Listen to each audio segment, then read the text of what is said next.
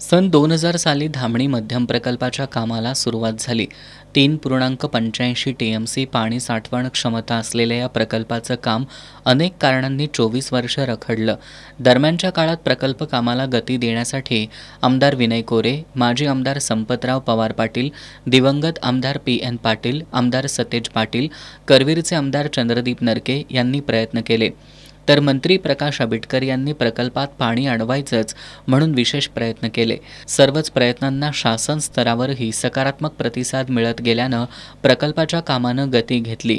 यावर्षी धामणी धरणाच्या प्रथम टप्प्यातील पाणीसाठ्याच्या अनुषंगानं 1.29 टीएमसी पाणीसाठा पूर्ण झाला। धरणाच्या वळण कालव्यातून पुच्छ कालव्याद्वारे धामणी नदीमध्ये विसर्ग सुरू झालाय, त्यामुळे धामणी नदीच्या पाणी पातळीमध्ये वाढ होतीये। धामणी प्रकल्प व्यवस्थापनानं मानबेट आणि चौके इथल्या लोकांनी चौके इथल्या लोखंडी पुलावरून पाणी वाहत असताना पूल ओलांडू नये, धरणावरून तयार करण्यात आलेल्या पर्यायी मार्गाचा दुचाकी चारचाकी वाहतुकीसाठी अवलंब करण्याचं आवाहन केलंय।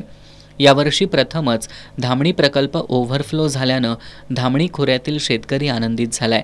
गेली अनेक वर्ष धामणी नदीमध्ये मातीचे बंधारे घालून नदीमध्ये खड्डे खोदून पाणी शोधणाऱ्या इथल्या शेतकऱ्यांना हा प्रकल्प ओव्हरफ्लो झाल्यानं नवीन हिरव्या शेतीच्या आशेचा किरण दिसलाय।